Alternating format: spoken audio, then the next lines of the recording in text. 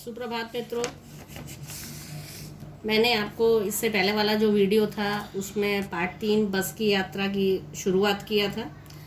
तो मैंने आपको बताया था कि 5 मित्र यात्रा के लिए निकलते हैं और वो ऐसी बस में बैठते हैं जिसकी कंडीशन बहुत ख़राब थी। बाकी मैं आपको आगे का बता चुकी हूँ। तो अब हम आगे चलते हैं नेक्स्ट पैराग्राफ पे। बस की रफ्तार अब 15-20 मील हो गई थी। मुझे इसके किसी हिस्से पर भरोसा नहीं था। कौन कह रहे? लेखक कह रहे। ब्रेक फेल हो सकता था है, स्टीयरिंग टूट सकता है। मतलब बस के चलने पर कोई विश्वास नहीं था लेखक और उसके मित्रों को। प्रकृति के दृश्य बहुत लुभावने थे। प्रकृति के दृश्य मतलब पेड़ पौधे जो दिखाई दे रहे थे बस में से, सड़क रोड दिखाई दे रही थी, वो बड़े ही सुंदर लग रहे थे। दोनों तरफ हरे बड़े पेड़ थे जिन पर पक्षी बैठे थे।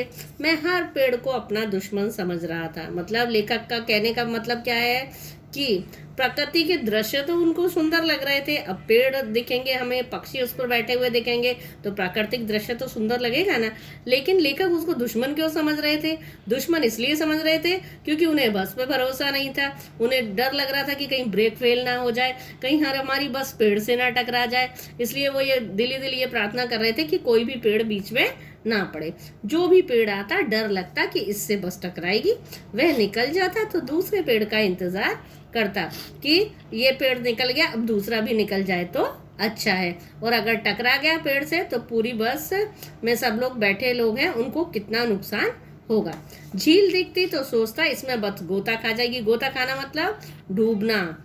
तो क्या सोच रहे थे लेखक को पेड़ों से भी डर लग रहा था। मतलब प्राकृतिक दृश्य सबको कितने अच्छे लगते हैं इंसान को, लेकिन उस समय इन्हें प्राकृतिक चीजें जो आ रही थी इनके आगे उससे भी डर लग रहा था। क्यों? पहले तो उनको पेड़ से कि पेड़ से ना टकरा जाए, बस दूसरी बात पे उनको क्या, अगर कोई झील आ गई तो झील में पानी में बस अगर सीधी चली गई तो बस गोता खा जाएगी, तो सब लोग डूब जाएंगे। एकाएक फिर बस रुकी। ड्राइवर ने तरह तरह की तरकीबें की पर वह चली नहीं। सविनय अवज्ञा आंदोलन शुरू हो गया था। कंपनी के हिस्सेदार कह रहे थे बस तो फर्स्ट क्लास है जी, यह तो इत्तेफाक की बात है। वो क्या कह रहे थे कि ये तो कोइंसिडेंस है, बस तो बहुत अच्छी है लेकिन बाई चांस ये तो रुक गई है। मतलब अपने चीज़ें, उनकी बस थी तो उसकी तरफदारी कर रहे थे कि बस तो बहुत अच्छी है, वो तो चांस ऐसा है कि आज रुक गई है। क्षीण चांदनी में वृक्षों की छाया के नीचे वह बस बड़ी दयनीय लग रही थी। दयनीय मीन्स दया की पात्र, मतलब जिसपे कि हम दया करते हैं। लगता जैसे कोई वृद्धा थक कर बैठ गई हो। कोई भी बुजुर्ग इंसान थक के बैठ जाता है तो हम देखते हैं ना कि कोई भी बुजुर्ग इंसान थक के बैठ गया तो हम उनको थोड़ा कुछ खाने को दें या कुछ आराम दें। हमें ग्लानि हो रही थी। ग्लानि मीन्स पश्चाताप। हमें मन में पश्चाताप हो रहा था कि बेचारी पर लदकर हम चले आ रहे हैं। अगर इसका प्राणांत मीन्स डेथ हो जाना या मर जाना, प्राणांत हो गया तो इस बियावान में हमें इसकी अंत्येष्टि कर। बियावान मीन्स घना जंगल, तो जंगल में तो हमें इसका अंतिम संस्कार करने का भी कोई साधन नहीं मिलेगा। इसलिए लेखक और उसके मित्रों को बस में बैठने में भी बड़ा दुख हो रहा था। हिस्सेदार साहब ने इंजन खोला और कुछ सुधारा। बस आगे चली और उसकी चाल और कम हो गई। मतलब जिस स्पीड से बस पहले चल रही थी उससे भी कम हो गई बस की स्पीड। धीरे धीरे वृद्धा की आंखों की ज्योति जाने लगी। आंखों की ज्योति जाने का मतलब यहाँ क्या है? बस की जो आगे की लाइट होती है वो भी कम होने लगी। चांदनी में रास्ता टटोलकर वह रेंग रही थी। रेंगना मीन्स धीरे धीरे चलना, जैसे कि सांप रेंगता है ना, धीरे धीरे वो रेंग के चलते हैं धीरे धीरे। सांप की तो खैर स्पीड थोड़ी अच्छी होती है, लेकिन धीरे धीरे रेंग के चलना, धीरे धीरे चलना उसको बोलते हैं। आगे या पीछे से कोई गाड़ी आती दिखती तो वह एकाएक किनारे खड़ी हो जाती। किससे? कि कहीं दूसरी बस से या गाड़ी से टक्कर ना हो जाए, और कहती निकल जाओ बेटी, अपनी तो वह उम्र नहीं रही। मतलब ड्राइवर भी इतने आराम से चला रहा था क्योंकि बस की स्थिति बड़ी ख़राब थी कि अगर तेज़ चलाता तो कहीं ब्रेक नहीं लगे, ब्रेक फेल हो जाए, दूसरे से टक्कर हो जाए। इसलिए बस का ड्राइवर है वो भी आराम से बस को चला रहा था। एक पुलिया के ऊपर पहुंचे थे कि एक टायर फिस करके बैठ गया। अब इतनी सारी ये परेशानियां थी, उनके बीच एक नई और परेशानी आ गई कि टायर पंचर हो गया। वह बहुत ज़ोर से हिलकर थम गई।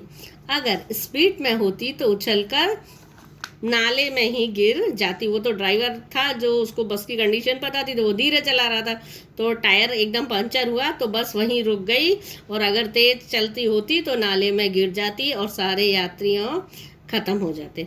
मैंने उस कंपनी के हिस्सेदार की तरफ पहली बार श्रद्धा भाव से देखा, मतलब सम्मान के भाव से देखा। वह टायर की हालत जानते थे, फिर भी जान हथेली पर लेकर बस पे सफ़र कर रहे थे कि हिस्सेदार को पता था कि बस की कंडीशन ये है, फिर भी वो उस बस को चला रहे थे, मतलब काम में ले रहे थे। उत्सर्ग की ऐसी भावना दुर्लभ है। सोचा, इस आदमी के साहस और बलिदान भावना का सही उपयोग नहीं हो रहा। इसे किसी क्रांतिकारी आंदोलन का नेता होना चाहिए, जिसमें कि इतनी हिम्मत है कि इतनी बुरी कंडीशन वाली बस को भी यात्रियों से भरकर लाते हैं। अगर बस नाले में गिर पड़ती तो हम सब मर जाते, तो देवता बाहें पसारे हमारा इंतज़ार करते रहते। वह महान आदमी आ रहा है जिसने एक टायर के लिए प्राण दे दिए और मर गया, वह पर टायर नहीं बदला। क्या कहने का मतलब है कि बस का जो हिस्सेदार है वो उसने बस की कंडीशन को देखा नहीं। अगर बस को निकलना होता है या चलना होता है, तो बस का ड्राइवर या बस का हिस्सेदार या बस का कंडक्टर, सब लोग सारा बस की कंडीशन चेक करने की, स्थिति चेक करने के बाद ही बस को आगे निकालते हैं, लेकिन इनमें से किसी ने ऐसा नहीं किया। तभी यात्रियों को इतनी परेशानियों का सामना करना पड़ा। दूसरा घिसा टायर, लगातार बस फिर चली। अब हमने अपने वक्त पर पन्ना पहुंचने की उम्मीद छोड़ दी थी। अब लेखक और उनके दोस्तों ने छोड़ दिया कि पहुंचेंगे तो पहुंचेंगे, देखेंगे जब भी पहुंचेंगे, किस्मत होगी तो पहुंच जाएंगे। पन्ना कभी भी पहुंचने की उम्मीद छोड़ दी थी। पन्ना क्या, कहीं भी जाने की कभी उम्मीद छोड़ दी थी।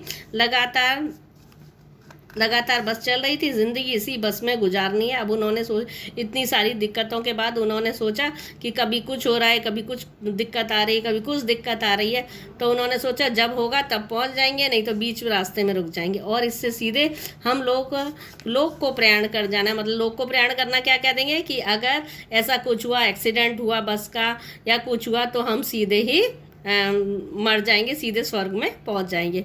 इस पृथ्वी पर उसकी कोई मंजिल नहीं है। हमारी बेतावी तनाव, मतलब टेंशन को बोलते हैं, ख़त्म हो गए कि हमें पहुंचना है नहीं पहुंचना। अब टेंशन लेने की कोई ज़रूरत नहीं, अब तो हम आराम से बैठे। हम बड़े इत्मीनान के साथ घर की तरह बैठ गए। ऐसे सोचा कि हम तो घर पहुँच गए और आराम से बैठे हैं। चिंता जाती रही, हंसी मजाक चालू रहा। जब हम बस में जाते हैं तो हमें तरह तरह के यात्री मिलते हैं, तो हम अपना टाइम पास करने के लिए मजाक या बातें एक दूसरे से जान पहचान कर लेते हैं, हंसी मजाक करते हैं, बातें करते हैं, टाइम पास। तो अपने चिंताओं को दूर करने के लिए हमने ये सारे जो और भी यात्री थे वो सब भी हमसे बात करने लगे। अब आपको क्या करना है, लेसन तो अच्छे से उम्मीद करती हूँ कि समझ में आ ही गया होगा। आपको शब्दार्थ अपनी नोटबुक में लिखने हैं और पाठ को एक बार समझ के अच्छे से पढ़ना है। धन्यवाद।